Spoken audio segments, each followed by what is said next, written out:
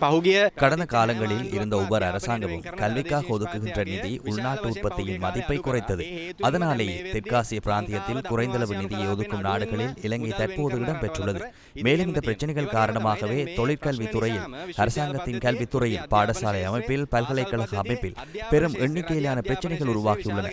இந்த பிரச்சனைகளை தீர்க்கப்பட மிக அடிப்படையான விடயமாக கல்விக்கு செல்லும் மொத்த உள்நாட்டு உற்பத்தியின் சதவீதத்தை அதிகரிப்பதாகும். அதற்கான அடிப்படை நடவடிக்கையாக இந்த வரவு செலவு திட்டத்தில் கல்விக்கு ஒதுக்கப்பட்ட சதவீதத்தை மொத்த உள்நாட்டு உற்பத்தி மதிப்பாக 3% உயர்த்த வேண்டும் என இந்த அரசாங்கத்திற்கு பரிந்துரைக்கப்பட்டுள்ளது. இந்த முறை வரவு செலவு திட்டத்தில் இருந்து ஒதுக்கீடுகள் தொடர்பாக 8 யோசனைகள் அரசாங்கத்திடம் சமர்ப்பிக்கப்பட்டுள்ளன. இந்த விடயத்தில் அரசாங்கம் உடனடியாக தலையிடும் என நம்புகின்றோம். பல்கலைக்கழக கல்வியை எளிதாக்கும் கல்விசாரா ஊழியர்களுக்கு கல்வி பணியாளர்களின் வெற்றிடங்கள் உள்ளதால் தற்போது அதனை நிரப்புவதற்கு வாய்ப்பு ஏற்பட்டுள்ளது. கல்விசாரா ஊழியர்களின் வெற்றிடங்களை நிரப்புவதற்கான வாய்ப்பு இதுவரை வழங்கப்படவில்லை. தற்போது தொழில்முறை பல்கலைக்கழக அமைப்பில் கல்விசாரா ஊழியர்கள் 30 முதல் 35% வரை வெற்றிடங்கள் உள்ளன. இந்த நிலையில் இங்கு பல்கலைக்கழகங்களை நடத்த முடியாத நிலை உருவாகியுள்ளது.